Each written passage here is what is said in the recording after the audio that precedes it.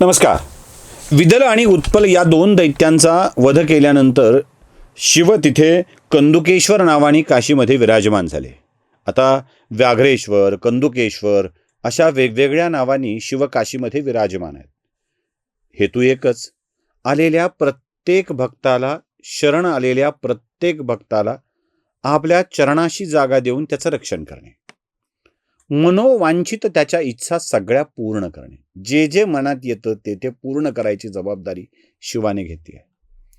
लक्षात घ्या, देवाला तुम्ही शरण जाल, अनन्य भावाने शरण जाल, तेव्हा तुमच्या मनातल्या सगळ्या गोष्टी तो पूर्ण करत असतो. माझं अजून सांगणं आहे, मनात इच्छा घेऊन देवाकडे जाल तर ते सांगण्याचे कष्ट करावे लागतात. देवाला कोणत्याच इच्छा, भावना, अपेक्षा व्यक्त न करता शरण जाल तर देव न सांगताही समजतो आणि पूर्ण करतो. त्यामुळे कधी गेलात ना देवाकडं तर त्याच्यासमोर हात जोडायचे आणि म्हणायचं, हे परमेश्वरा, तू सर्वज्ञ आहेस, माझ्या भल्यासाठी जे जे व्हावं वाटतं ते तू करावंस. देव का आपलं नुकसान करणार आहे? नुकसान करणारा देव असतच नाही, लक्षात ठेवा. त्यामुळं ही पूजा करा, नाही तर देवाचा कोप होईल, देव पाप देईल, देव शिक्षा देईल.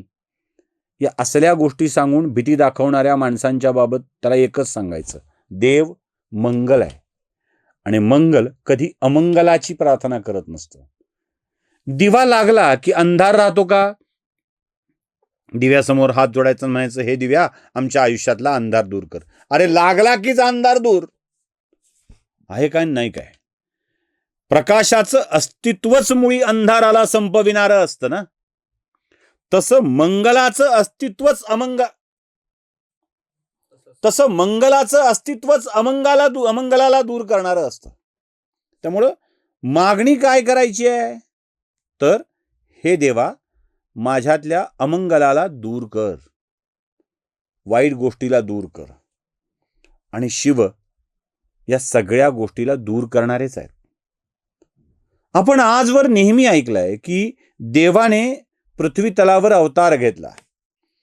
हिंदू धर्म मान्यतेनुसार भगवान विष्णूचे दशावतार आपण सांगत आलेलो आहोत. 10 अवतार भगवान विष्णूने घेतले. मत्स्यावतारापासून प्रारंभ झाला.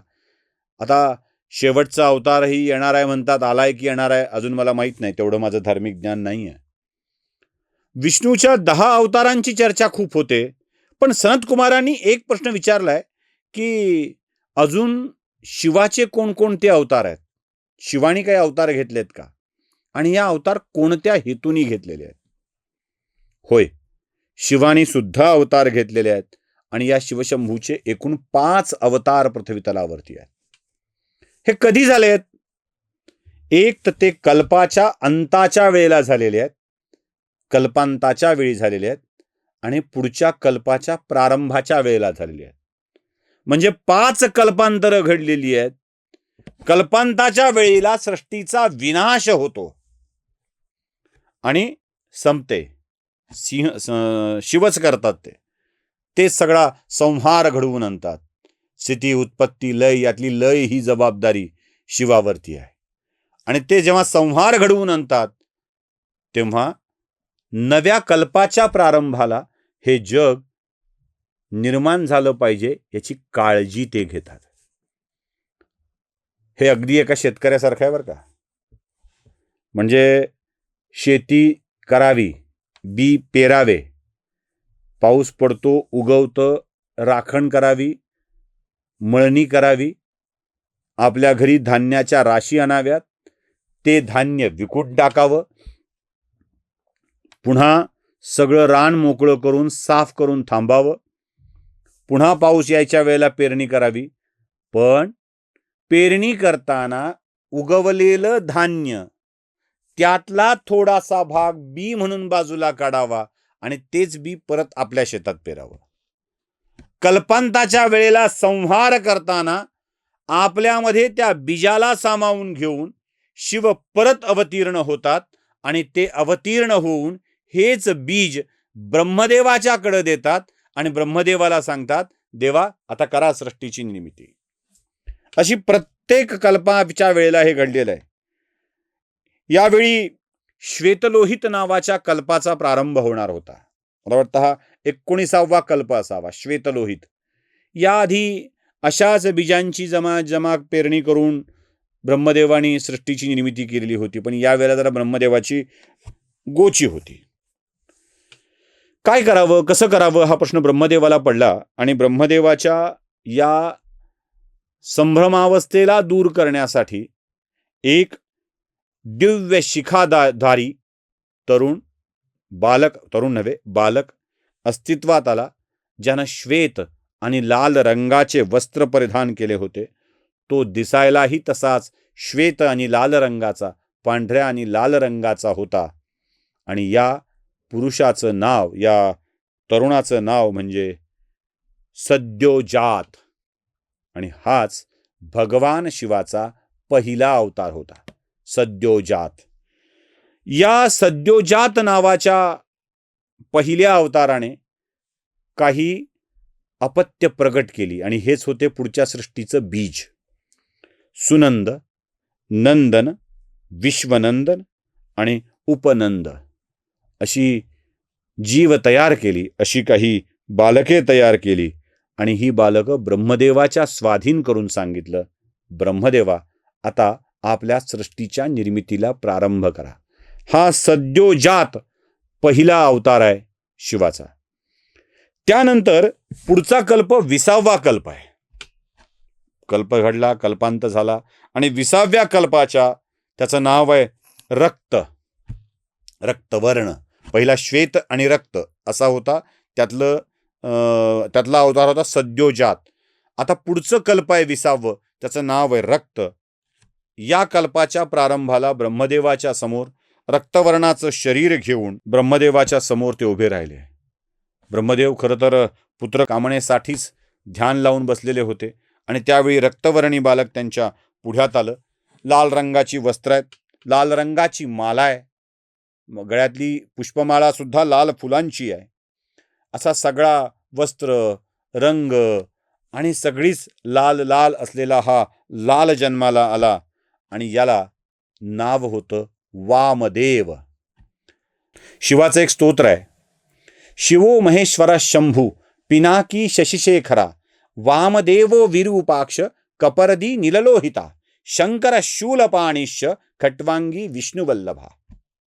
विष्णुवल्लभा यात पण आहे बरं का. त्यातला जो वामदेव आहे ना, तो वामदेव हा शिवाचा दुसरा अवतार आहे. अगदी लाल रंगाचा हा वामदेव. आणि या वामदेवाने ब्रह्मदेवाच्यासाठी पुन्हा पुत्र निर्मिती केलेली आहे आणि ती पुत्र आहेत वीरजा, विवाह, विशोक, विश्वभावन. या पुत्राची निर्मिती केलेली आहे. कधी याच कथेत जमलं तर या सगळ्यांचे अर्थ सांगून या कल्पाच्या या बालकांशी काय संबंध आहे ते सांगण्याचा प्रयत्न करीन. आत्ता माझ्याकडे वेळ कमी असल्यामुळं ही कथा फक्त पुढे नेतो आहे मी. कारण ही जी अपत्य जन्माला घातलीत ना, ती साधी सोपी सरळ उगाचच काहीतरी केलंय असं नाही आहे, लक्षात ठेवा. पहिला कल्प आहे ज्या पहिल्या कल्पामध्ये श्वेतलोहित नावाच्या कल्पामध्ये जन्म आले ते सद्योजात. आणि या सद्योजातानी जन्माला घातलेली लेकरं आहेत सुनंद, नंदन, विश्वनंद आणि उपनंद. सुनंद, नंदन, विश्वनंद आणि उपनंद. आता या पुढच्या ह्याच्यातली लोक आहेत वीरजा, विवाह, विशोक आणि विश्वभावन. अशा स्वरूपाची ही बालक जन्माला घातलेली आहेत. हा शिवाचा दुसरा अवतार होता. शिवाचा तिसरा अवतार कोणता आहे? पीतवासा नावाच्या कल्पामध्ये, हा 21वा कल्प आहे. पीतवासा नावाच्या कल्पामध्ये पुन्हा एक महातेजस्वी कुमार. आता हा पीतवास आहे. पीत म्हणजे पीत नाही हा, माझ्या ते काय लोकांच्या टोमणे मारण्याच्या आणि अशा काही करण्याच्या सवयी लागतात ना कधी कधी. पीतवास म्हणजे पीत म्हणजे पिवळा.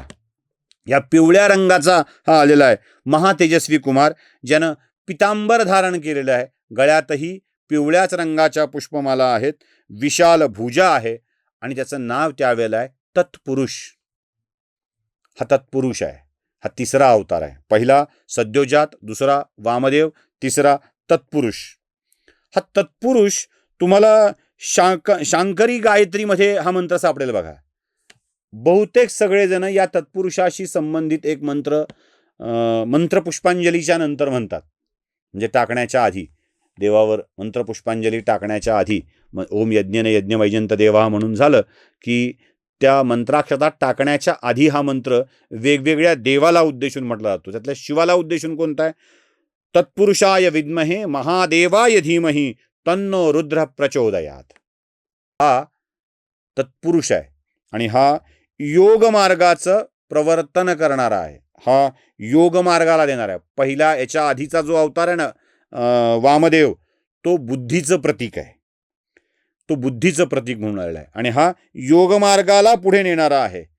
त्याच्या आधीचा अवतार आहे ज्ञानाचं प्रतीक आहे. ज्ञान, बुद्धी आणि योग तिन्ही बघा कसं आहे. पहिला ज्ञान आहे, दुसरा बुद्धी आहे, तिसरा योग आहे आणि पुढचा कल्प आलाय तो शिव नावाचा कल्प.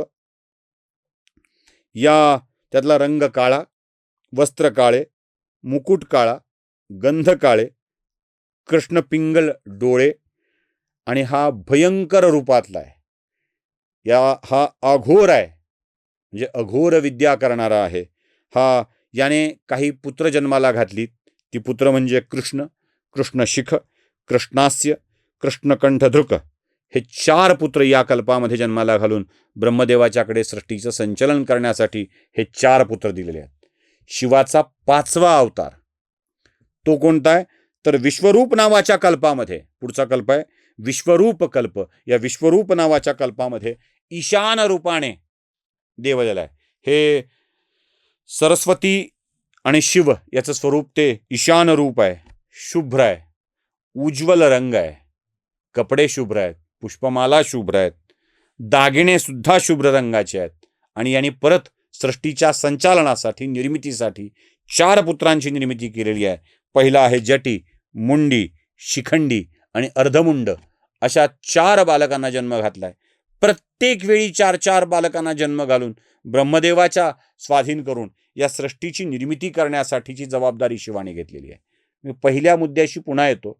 जिथे शिवाने सृष्टीचा विनाश घडवून आणलाय, संहार घडवून आणलाय, त्यावेळी काही बीजे शिवाने दिलेली आहेत आणि तीच बीजे पुन्हा ब्रह्मदेवाच्याकडे देऊन सृष्टीच्या निर्मितीची जबाबदारी दिलेली आहे. बीजरूपी तोची करी पेरणी स्वतःची असं शिवानीच ठरवलेलं आहे आणि हे शिवानी ठरवलेले बीज पुन्हा सृष्टी म्हणून निर्माण येतात. त्यामुळे लक्षात ठेवा, तुम्ही, आम्ही, आपण सगळेच त्या शिवाच्या बीजातून निर्माण झालेले आहोत. नमस्कार.